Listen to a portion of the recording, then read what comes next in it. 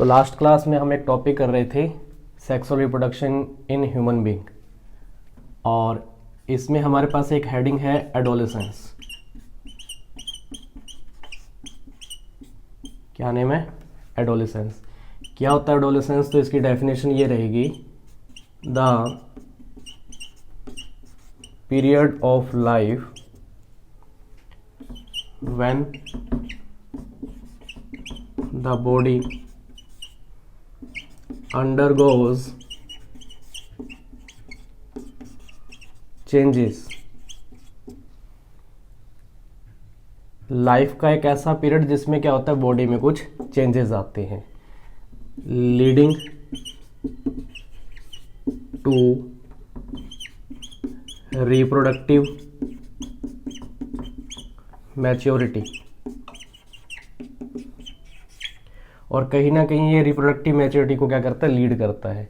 Life का एक ऐसा पीरियड होता है जिसमें क्या है, बॉडी में चेंजेस देखने को मिलते हैं। वो चेंजेस कौन से हम आगे बात करेंगे। बॉयज़ में अलग होते हैं, गर्ल्स में अलग होते हैं, कुछ चेंजेस कॉमन भी रहते हैं। और ये चेंजेस के कारण क्या होता है, लीड मिलती है किसको, रिप्रोडक्टिव मैच्योरिटी को। यानी कि जो बॉडी है प्रिपेयर होती है रिप्रोडक्शन की प्रोसेस के लिए। ठीक है, ये जो हम अगर हम बात करें ये टाइम पीरियड कौन सा होता है, तो इसमें टाइम रहता है 11 to 18 और 19 ईयर। 11 से शुरुआत होती है, 11 ईयर से, और ये मैक्सिमम कहाँ तक होती है, 19 ईयर तक की होती है। ठीक है ना।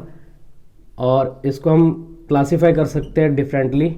बॉयज़ में टाइम पीरियड अलग होता है स्टार्टिंग का अगर हम बात करें, और गर्ल्स में जो है ये जो एज है एडोलेसेंस एज, यानी कि जिसमें चेंजेस देखने को मिलते हैं ज़्यादातर, वो कौन सी एज से शुरू होते हैं। तो बॉयज़ में अगर हम बात करें तो ये टाइम होता है 12 to 14 ईयर का, और गर्ल्स में ये होता है 10 to 12 ईयर। यानी कि इस एज में इनमें जो है चेंजेस दिखना शुरू हो जाते हैं, स्टार्टिंग हो जाती है। ठीक है ना। और इसको बोलते हैं एज ऑफ प्यूबर्टी। क्या बोलते हैं इसको? एज ऑफ प्यूबर्टी बोलते हैं, ध्यान रखना, इंपॉर्टेंट है। आपसे एग्जाम में पूछा जा सकता है कि बॉयज़ में एज ऑफ प्यूबर्टी क्या है, तो आप बताओगे 12 to 14। गर्ल्स में एज ऑफ प्यूबर्टी क्या है, तो आप बताओगे 10 to 12। स्टार्टिंग पीरियड की हम बात कर रहे हैं, और ये कहाँ तक वैरी करता है, 19 ईयर तक। लेकिन यहीं पे मैं आपको क्लियर कर दूं, ये टाइम पीरियड कह लो या एज कह लो, फिक्स नहीं होता। ठीक है ना। ये वैरी करता है from person to person, it vary from person to person. देखो, हर एक की बॉडी जो है डिफरेंट टाइप की होती है, उनके अंदर हार्मोन्स जो है अपना अलग अलग वर्क करते हैं। ठीक है ना।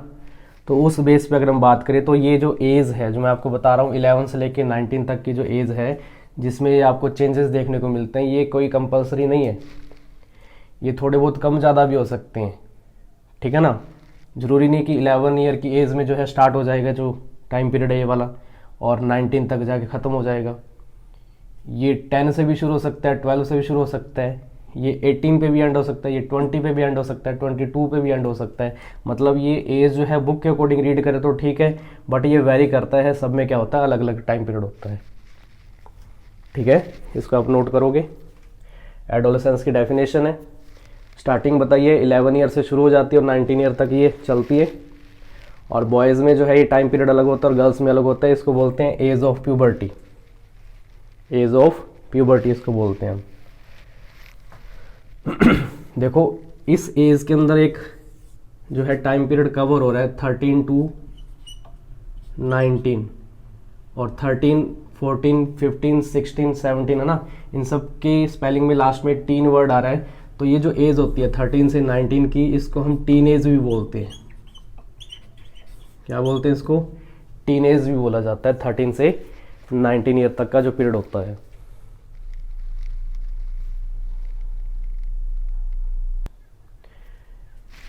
क्लियर है यहाँ तक आपको?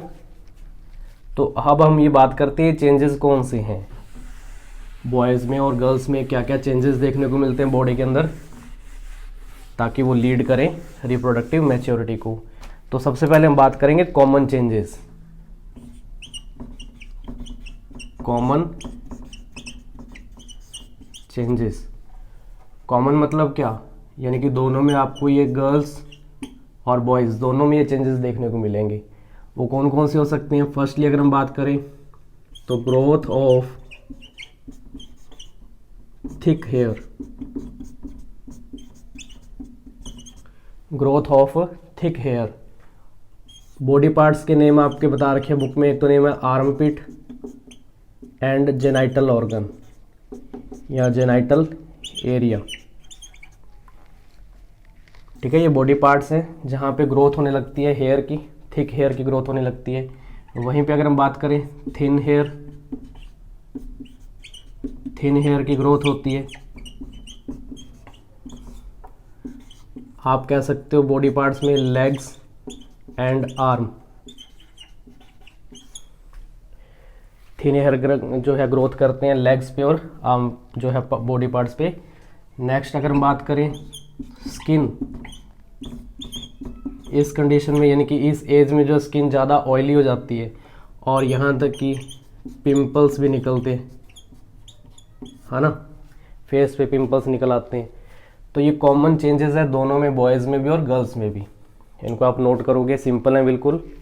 बॉडी पार्ट्स के नेम बता रखे हैं, उनमें क्या क्या चेंजेस देखने को मिलते हैं। Growth of thick hair, thin hair and skin क्या होती है ऑयली एंड पिंपल जो है निकलते हैं इस एज में। ठीक है, कॉमन चेंजेस की अगर हम बात करें।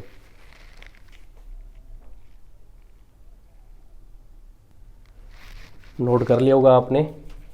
तो अब हम डिफरेंटली देखते हैं बॉयज़ में क्या क्या चेंजेस आते हैं और गर्ल्स जो है बॉडी में क्या क्या चेंजेस देखने को मिलते हैं। तो आप हेडिंग लगाओगे इसमें चेंजेस इन बॉयज़।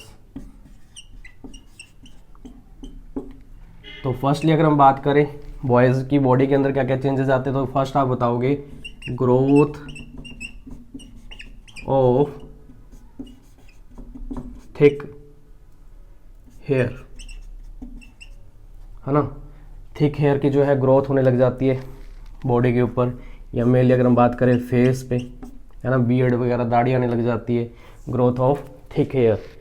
नेक्स्ट जो है मेनली अगर आपको चेंज देखने को मिलता है बॉयज़ में तो वॉइस क्रैकिंग, वॉइस जो है क्रैक होने लग जाते हैं, आवाज़ भारी या फटने जैसी आवाज़ सुनाई देती है ना, आवाज़ क्लियर नहीं रह पाती, लेकिन धीरे धीरे आवाज़ सेट हो जाती है, साउंड अपने आप, तो वॉइस में क्रैकिंग होने लगती है। नेक्स्ट अगर हम बात करें एक रिप्रोडक्टिव पेनिस, या इसको पीनस भी कहते हैं, इसमें क्या होता है ये मस्कुलर ऑर्गन है, और अगर ये मस्कुलर ऑर्गन है तो इसमें मूवमेंट हो सकती है इनलार्ज और इरेक्ट, ये कंडीशन बनती है।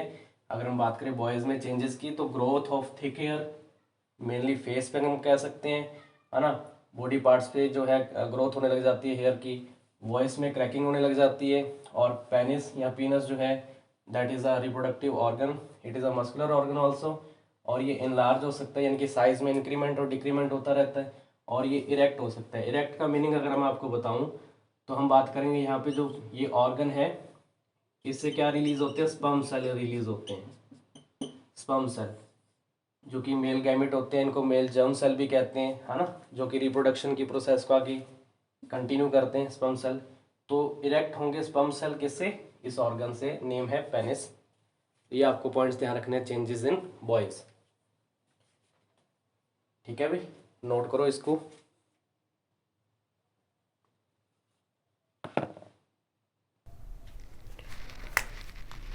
नेक्स्ट अगर हम बात करें चेंजेस इन गर्ल्स तो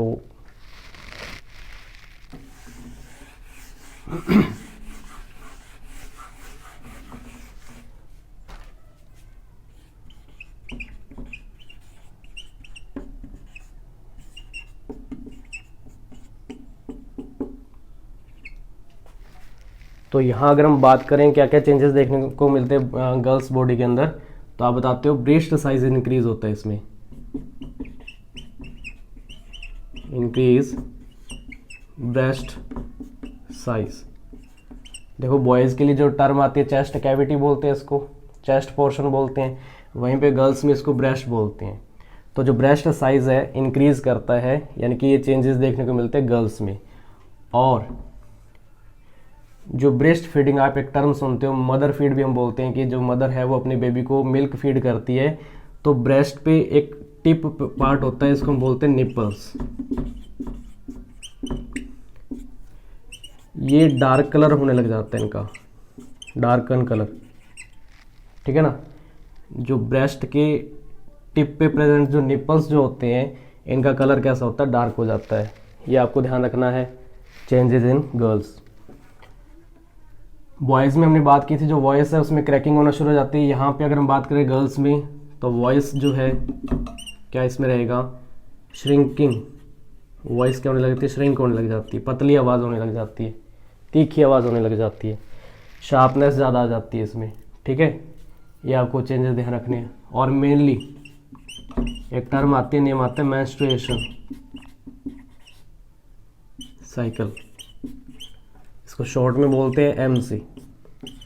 ये स्टार्ट हो जाता है गर्ल्स में, मेंस्ट्रुअल साइकिल, जिसको एमसी भी शॉर्ट में हम कहते हैं। क्या होता है हम डिटेल में आगे बात करेंगे इसके बारे में। ये कुछ चेंजेस देखने को मिलते हैं गर्ल्स बॉडी के अंदर, ठीक है भी, इसको आप नोट करो।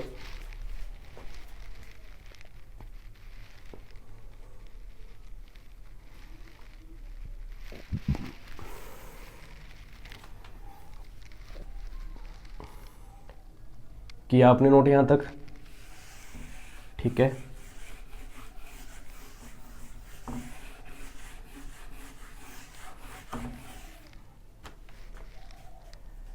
अभी नेक्स्ट हमारे पास इसमें हेडिंग रहती है मेल रिप्रोडक्टिव सिस्टम।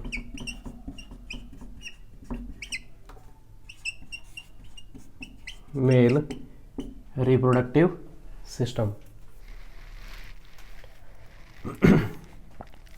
तो अगर हम बात करें मेल रिप्रोडक्टिव सिस्टम के बारे में, तो जहां हम सिस्टम की बात करते हैं वहीं पे हम बात करते होते हैं ऑर्गन्स के बारे में, यानी कि रिप्रोडक्शन के प्रोसेस में कौन कौन से ऑर्गन्स जो हैं हेल्पफुल होते हैं, तो उनके हम नेम नोट करेंगे, उनके बारे में हम डिस्कस करेंगे, ठीक है ना। तो हम इसको क्लासीफाई कर सकते हैं चार्ट के थ्रू, इसको हम समझ सकते हैं मेनली।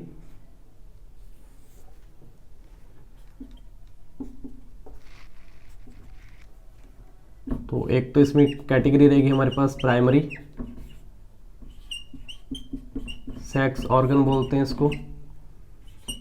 इसमें नेम आएगा सेकेंडरी सेक्स ऑर्गन। और लास्ट इसमें आप एक टर्म यूज में लेते हो एसोसिएटेड ग्लैंड्स, यानी कि रिप्रोडक्शन की प्रोसेस में कुछ ग्लैंड्स भी क्या होती हैं, रेस्पॉन्सिबल होती हैं, उनके बारे में हम रीड करते हैं, ठीक है भाई। तो एग्जाम के लिए इंपॉर्टेंट रहता है कि मेल रिप्रोडक्टिव सिस्टम में प्राइमरी सेक्स ऑर्गन कौन सा है, नेम बताइए, और उसके फंक्शन क्या है वो आपको बताना होता है। तो आप ध्यान रखना, ये इंपॉर्टेंट है एग्जाम के लिए, स्टार लगाना इस पॉइंट पे। अगर हम बात करें प्राइमरी सेक्स ऑर्गन की, तो इसमें नेम क्या आता है, तो आप रीड करते हैं इसमें टेस्टिस। क्या नेम आता है इसमें, टेस्टिस के बारे में हम रीड करते हैं, ठीक है। वहीं पे अगर हम बात करें सेकेंडरी सेक्स ऑर्गन, तो इसमें कौन कौन से पार्ट्स आते हैं, तो एक तो आप बताओगे इसमें नेम आता है वास डेफरेंस, ठीक है। इसमें आप नेम बताओगे, टर्म आते हैं हमारे पास इसमें पेनिस, या जिसको हम पीनस कह रहे थे लास्ट, मैंने पहले भी ये टर्म यूज में लिया था, ये सेकेंडरी सेक्स ऑर्गन रहेगा, ठीक है। और ग्लैंड्स की अगर हम बात करें, एसोसिएटेड ग्लैंड्स कौन सी होती है, तो इसमें नेम आता है, एक तो आप बताते हो सेमिनल वेसिकल, और एक ग्लैंड और भी इसमें रिस्पॉन्सिबल है इस प्रोसेस के लिए, नेम आता है प्रोस्टेट ग्लैंड, प्रोस्टेट ग्लैंड। तो ये कुछ ऑर्गन्स और ग्लैंड्स हैं जो कंस्टिट्यूट होकर एक सिस्टम फॉर्मेट करती हैं, और वो सिस्टम कौन सा है, मेल रिप्रोडक्टिव सिस्टम। करो इसको नोट, फिर इनके बारे में वन बाय वन हम रीड करें कि टेस्टिस जो है इसके बारे में हमें क्या क्या बातें ध्यान में रखनी है, ये इन ऑर्गन्स का क्या रोल है और ये ग्लैंड्स का क्या फंक्शन है, इनके बारे में हम रीड करते हैं, ठीक है। हम इसका डायग्राम भी ड्रॉ कर लेंगे, बट अभी के लिए इन पॉइंट्स के बारे में हम डिस्कस करते हैं। फर्स्टली कर लिया होगा नोट आपने, मैं दोबारा हेडिंग लगा रहा हूँ, प्राइमरी सेक्स ऑर्गन, नेम क्या है टेस्टिस, के बारे में हम पॉइंट्स नोट करेंगे। कर दो रेज।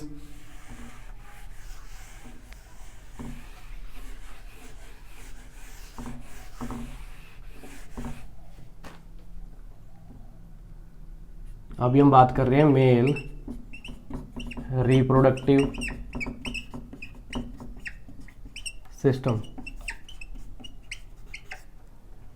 और इसमें हम मेल रिप्रोडक्टिव ऑर्गन्स की बात कर रहे हैं, और ऑर्गन में हम फर्स्ट डिस्कस कर रहे हैं इसमें प्राइमरी सेक्स ऑर्गन, और इसमें नेम क्या है हमारे पास, टेस्टिस। क्या क्या पॉइंट्स आपको इसके बारे में ध्यान में रखने हैं, ध्यान से सुनोगे और नोट करोगे इसको आप, तो आप बताओगे ये जो है वन पेयर होते हैं, टेस्टिस क्या है, वन पेयर होते हैं। ठीक है, पहला पॉइंट आपको ध्यान में रखना है। अगर हम बात करें ये लोकेशन कहाँ पे होती है, इसकी पोजीशन कहाँ पे रहती है, तो आप बताओगे इन स्क्रोटम। अभी के लिए आपको ये नेम लर्न करनी है, इसको हम डायग्राम के थ्रू भी देख लेंगे। और टेस्टिस के बारे में बात करें, वन पेयर होते हैं और इसकी पोजीशन कहाँ पे होती है, इन स्क्रोटम होती है। और इसके साथ आप पॉइंट ये भी ऐड करते हो कि outside the abdominal cavity, abdominal cavity क्या मतलब, हम बात करें ना पोजीशन की, तो इसकी पोजीशन होती है स्क्रोटम के अंदर, और कहाँ पे, एब्डोमिनल कैविटी से बाहर। यानी कि एब्डोमिनल कैविटी को अगर हम नॉर्मल टर्म में बोले तो इसको हम पेट बोलते हैं, स्टमक बोलते हैं ना, पेट से बाहर इसकी लोकेशन होती है, पोजीशन होती है किसकी, टेस्टिस की। ऐसा क्यों, क्योंकि अगर हम बात करें टेस्टिस जो है ये क्या प्रोड्यूस करता है, स्पर्म्स प्रोड्यूस करता है। इसका मेन फंक्शन क्या है, क्या प्रोड्यूस करना, स्पर्म्स प्रोड्यूस करना। और इसके लिए क्या होता है, इन्वायरमेंट जो है, यानी कि अगर हम बात करें टेम्परेचर, बॉडी के टेम्परेचर से इसको कम टेम्परेचर की रिक्वायरमेंट होती है प्रोडक्शन के लिए, स्पर्म्स के प्रोडक्शन के लिए जो है कम टेम्परेचर की रिक्वायरमेंट होती है।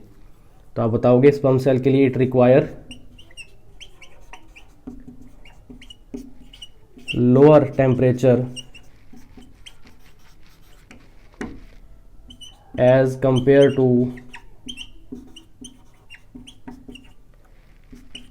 Body temperature. बॉडी टेम्परेचर से अगर कम टेम्परेचर होगा तभी क्या होगा, स्पर्म्स की प्रोडक्शन होती है। फिर ये तो बहुत ही रेस्पॉन्सिबल जो है एक सिचुएशन की अगर हम बात करें, है ना।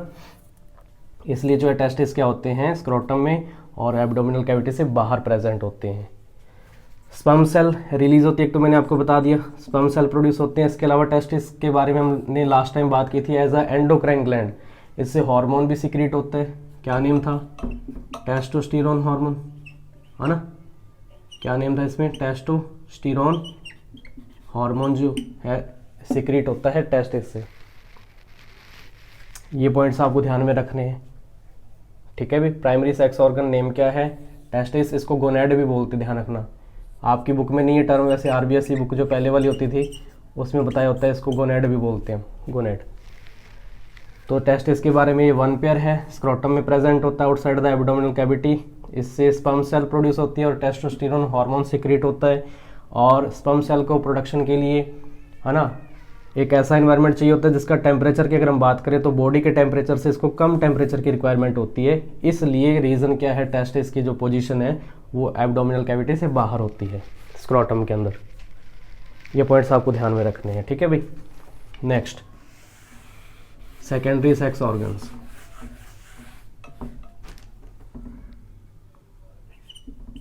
सेकेंड हमने जो इसको पार्ट में डिवाइडेशन किया था, नेम था सेकेंडरी सेक्स ऑर्गन। और इसमें एक नेम आया था हमारे पास, नेम था वास डेफरेंस, वास डेफरेंस। आपसे पूछा जाए इसका अदर नेम क्या है तो आप बताते हो स्पर्म डक्ट। क्या नेम है इसका, स्पर्म डक्ट है। कितने पेयर होती है तो आप बताओगे वन पेयर होती है, ठीक है। और इनका मेन फंक्शन क्या रहेगा, ये कैरी करती हैं स्पर्म्स को, कहाँ से, टेस्टिस से। और कहाँ तक इसको आगे कैरी करती है तो आप बताओगे टू जो मस्कुलर ऑर्गन है, क्या नेम आया था इसका, पेनिस। तो स्पर्म्स को टेस्टिस से पेनिस तक कैरी करने का फंक्शन किसका होता है? वास डेफरेंस का होता है। और ये इसका अदर नेम क्या है? स्पर्म डक्ट भी इसको बोला जाता है। ठीक है, तो वास डेफरेंस की हेल्प से क्या हुआ, जो स्पर्म सेल बने थे टेस्टिस में वो कहाँ तक ट्रेवल करते हैं, कहाँ तक कैरी होते हैं? पेनिस तक। तो अभी सेकंड जो हमारे पास हेडिंग रहती है सेकेंडरी सेक्स ऑर्गन में, नेम क्या है? पेनिस। इसके बारे में हम रीड करेंगे। तो इसके बारे में आपको पॉइंट ध्यान रखना है, कैसा ऑर्गन है? तो आप बताओगे मस्कुलर ऑर्गन है, मस्कुलर ऑर्गन है। और एक ऐसा रिप्रोडक्टिव ऑर्गन है जिसके थ्रू क्या होगा, जो स्पर्म्स हैं उनको इजैकुलेट किया जाता है। मेल बॉडी से स्पर्म सेल को फीमेल बॉडी के अंदर इजैकुलेट किया जाता है। कौन से ऑर्गन की हेल्प से? पेनिस की हेल्प से। Sperms ejaculate to the female body, female body. ये आपको इनके बारे में ध्यान में रखना है। ठीक है भाई, बोलो यहां तक कोई डाउट है तो?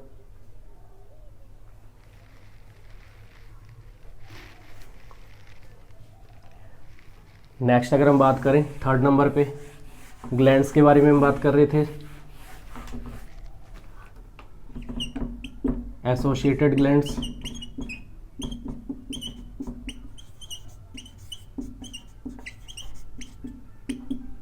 और इसमें 2 टाइप की ग्लैंड हमने रीड की थी। नेम था एक तो सेमिनल वेसिकल,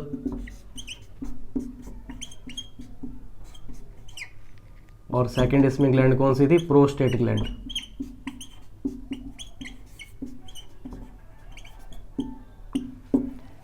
मोस्ट इंपॉर्टेंट है ये जो ग्लैंड्स एग्जाम में पूछी जाती है बार बार, इनका फंक्शन क्या है?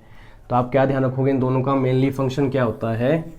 एक तो ये जो है फ्लूइड मीडियम प्रोवाइड करवाते हैं स्पर्म्स को। फर्स्ट पॉइंट क्या बताओगे इसके फंक्शन में? इट प्रोवाइड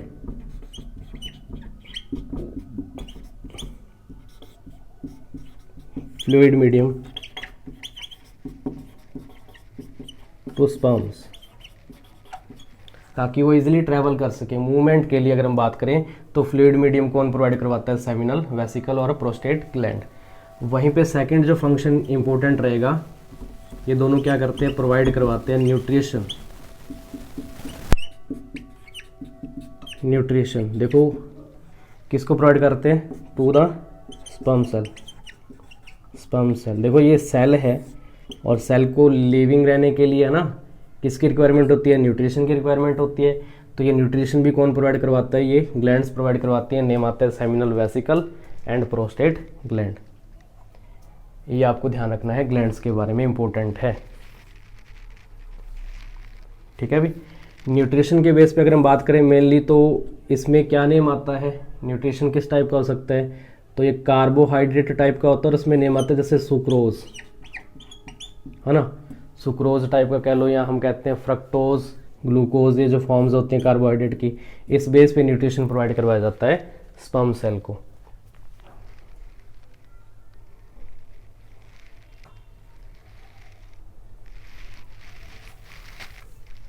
बोलो यहां तक क्लियर आपको? तो अगर हम बात करें मेल रिप्रोडक्टिव सिस्टम में, तो एक डायग्राम है मेल रिप्रोडक्टिव सिस्टम का, एग्जाम के लिए इंपॉर्टेंट रहता है। तो इसमें हम ऑर्गन्स को शो कर लेते हैं जो भी मैंने आपको नेम बताए थे। तो फर्स्टली इसमें अगर हम बात करें तो हमने प्राइमरी सेक्स ऑर्गन की बात की थी। नेम इसमें क्या आता है? टेस्टिस। तो ये जो स्ट्रक्चर है इसको हम टेस्टिस बोलते हैं, है ना? और ये जिस पाउच लाइक स्ट्रक्चर में प्रेजेंट है इसको हम क्या बोलते हैं? स्क्रोटम बोलते हैं। इसको हम क्या बोलते हैं? स्क्रोटम बोलते हैं। पोजीशन कहाँ पे है? एब्डोमिनल कैविटी, यानी कि पेट से बाहर है इसकी पोजीशन। टेम्परेचर को मेंटेन करना होता है स्पर्म्स के प्रोडक्शन के लिए, ये ऐसे ही इसकी पोजीशन होती है, आपको ध्यान रखना होता है। फिर मेनली अगर हम इसमें बात करें तो आप ये जो ट्यूब देख पा रहे हो जो इसी से अटैच है टेस्टिस, इसको हम बोलते हैं स्पर्म डक्ट। क्या बोलते हैं? स्पर्म डक्ट, जिसका अदर नेम मैंने क्या बताया था? वास डेफरेंस बताया था आपको। क्या नेम था? Vas deferens. क्या होगा कि टेस्टिस से जो स्पर्म्स प्रोड्यूस होंगे वो इसी की हेल्प से, इस ट्यूब की हेल्प से ही आगे ट्रैवल करेंगे, और इसके कॉन्टैक्ट में 2 ग्लैंड्स आती हैं, एक तो फर्स्टली ये वाली और ये जो 1 पेयर होती है प्रोस्टेट ग्लैंड। ध्यान रखना, सेमिनल वेसिकल एक सिंगल ग्लैंड होती है और प्रोस्टेट जो ग्लैंड है वो 1 पेयर होती है। ठीक है, ये जो ग्लैंड अगर हम बात करें, क्या नेम है इसका, सेमिनल वेसिकल। और वहीं पे ये जो 2 ग्लैंड्स हैं इनको हम बोलते हैं प्रोस्टेट ग्लैंड, प्रोस्टेट ग्लैंड बोलते हैं। और वहीं पे अगर हम बात करें, ये जो पार्ट देख पा रहे हो, यूरिनरी ब्लैडर, यूरिनरी ब्लैडर जानते होगे इस नेम के बारे में, एक्सक्रेटरी सिस्टम में रीड किया था। और इसी से अटैच होती है एक ये जो डक्ट है जिसको हम बोलते हैं यूरेटर, क्या बोलते हैं इसको, यूरेटर बोलते हैं। और ये जो मस्कुलर ऑर्गन है जो कि मेनली वर्क करता है फीमेल बॉडी के अंदर स्पर्म्स को इंजेक्ट करने के लिए, तो इस ऑर्गन को हम बोलते हैं, जो मस्कुलर ऑर्गन है इसको पेनिस या पीनस बोलते हैं। ठीक है, और ये जो बीच में आप लाइनिंग देख पा रहे हो, तो ये कॉमन पाथ है। आप बताओगे ये कॉमन पाथ है किसके लिए, स्पर्म्स और एंड यूरिन पासिंग के लिए, है ना। अगर मेल बॉडी से अगर हम बात करें, स्पर्म सेल और जो यूरिन पास आउट होता है उसके लिए ये एक कॉमन पाथ होता है, आपको ये ध्यान रखना है।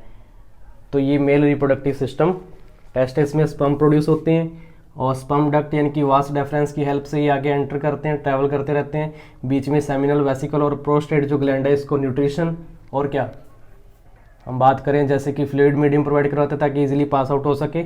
और इधर से यूरिनरी ब्लैडर से जो यूरेथ्रा, और यूरेथ्रा से जो है एक ही ओपनिंग रहती है दोनों के ना, यूरेथ्रा ओपनिंग जिसको हम कह रहे थे लास्ट टाइम हमने रीड किया था। तो ये दोनों के दोनों यानी कि स्पर्म सेल और यूरिन एक ही पॉइंट से, एक ही पाथ से क्या होते हैं, बॉडी से पास किए जाते हैं। तो ये आपको ध्यान में रखना, डायग्राम इंपॉर्टेंट है एग्जाम के लिए। ठीक है भी,